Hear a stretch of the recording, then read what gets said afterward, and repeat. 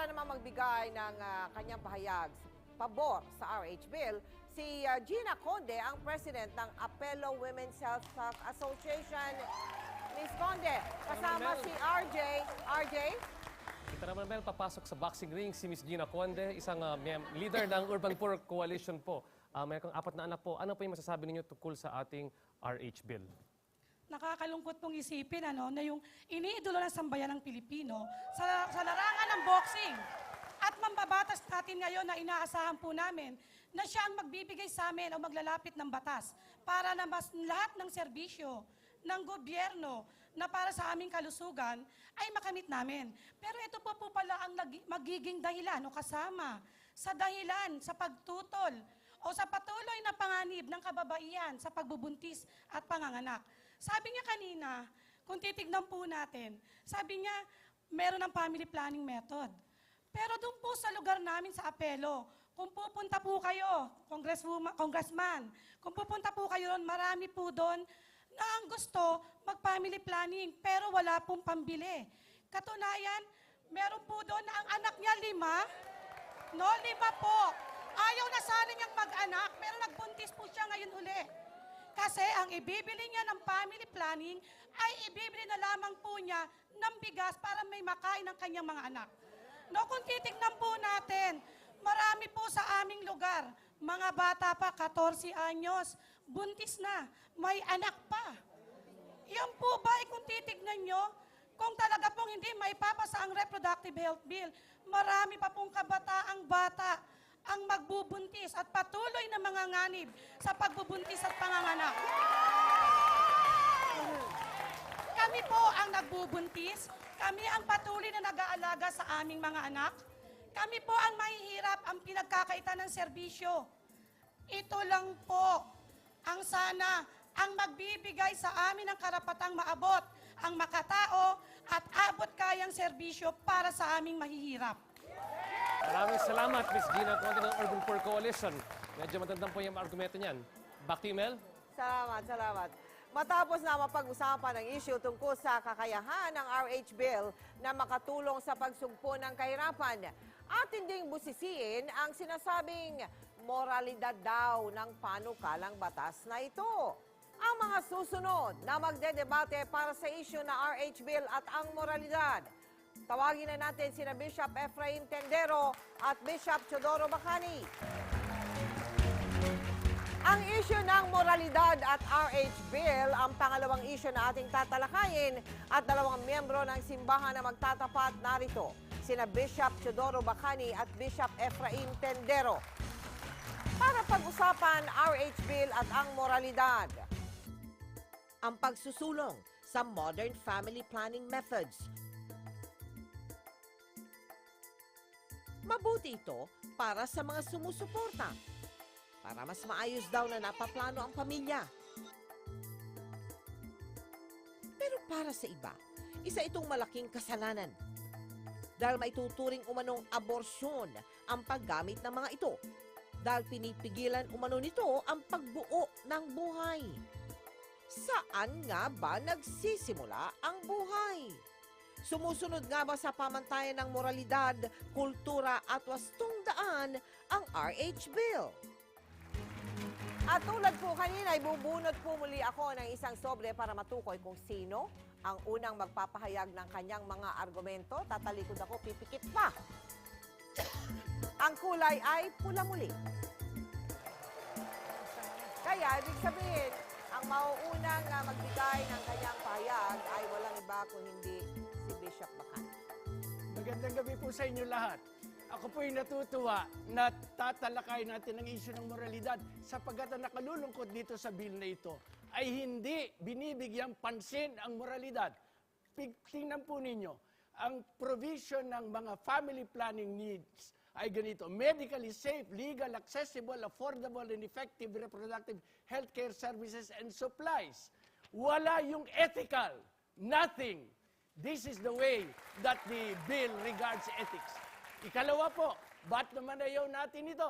Maliwanag po, bibigyan ko kayo ng cake. Maganda, masarap, mamahalin, malasa, at mabitamina. Ngunit, sasabihin ko sa inyo, gusto ba ninyo, Baka sabihin nyo, gusto ninyo, dadagdag ko, hinaluan ko ng laso niyan sa gitna. Gusto pa ba ninyo? Hindi na, hindi ba? Ganun din po ang Reproductive Health Bill. Maraming good points, but there is a fatal flaw. At yan po ang sinasabi dito tungkol sa mga modern birth control devices. Ito pong modern birth control devices na ito ay hindi lamang po contraceptives. These are abortifacients. At alam nyo kung bakit abortifacients? Inilalaglag ang nabuo na sa pagtatalik ng mag-asawa. Hindi na po contraception yun. Yun ay abortion. Kaya tumututol ang simbahan. Ba't po namin alam yan? Sapagkat sabi po, hindi lang Maraming pong salamat sa inyo, Bishop Teodoro Bacani ng Simbahang Katoliko sa Montana. Narito din po si Bishop Efrain Tendero ng Philippine Council of Evangelical Churches. Bishop. Ang RH Bill ay moral dahil ito'y ayon sa utos ng Diyos na pangalagaan ang sanlibutan at ang mga anak na ipinagkatiwala ng Diyos sa mga magulang. Ayon sa Biblia, kaakibat sa utos na magparami ay kalingain ang lahat ng nilalang. Pangalawa, ito ay moral dahil sa tahasang nagbabawal ng abortion.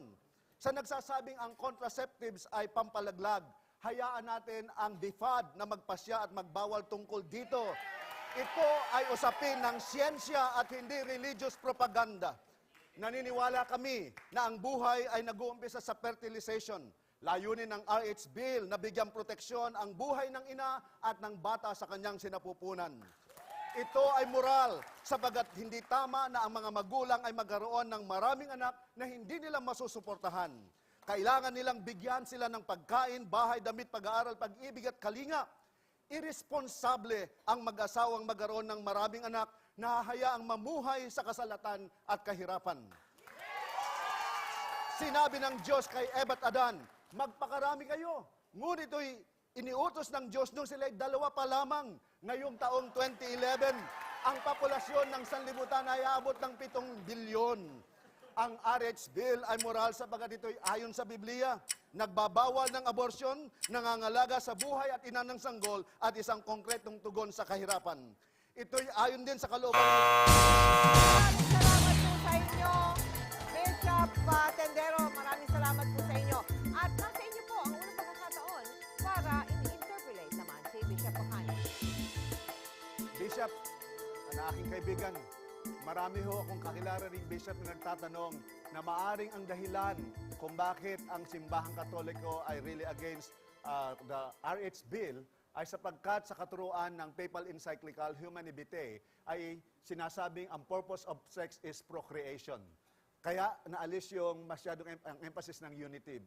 Kaya nang tanong ng ibang bishop din ng Katoliko, katulad ni Hans Kung at iba, ay posible na ba na maaring kaya ito oppose ang simbahan dito ay para protektahan ang issue ng infallibility of the Pope. Maari bang dahil dito ay ating tinatanggihan ito? Hindi ho ba't ang simbahan ay para maglingkod sa bayan at hindi ang bayan ang paglingkod, hindi ang simbahan ang lingkuran ng ating simbahan? Una po, gusto kong tuwirin ang katuruan ng Humanae Vitae. Ang Humanae Vitae sinasabi, there are 2 essential aspects of the conjugal act. Hindi po sinasabing ito ay para lamang sa pagkakaroon ng anak, kundi ito din po ay para sa paglalapit ng dalawang nagtatalik. So, doon po, mali na ang information ninyo.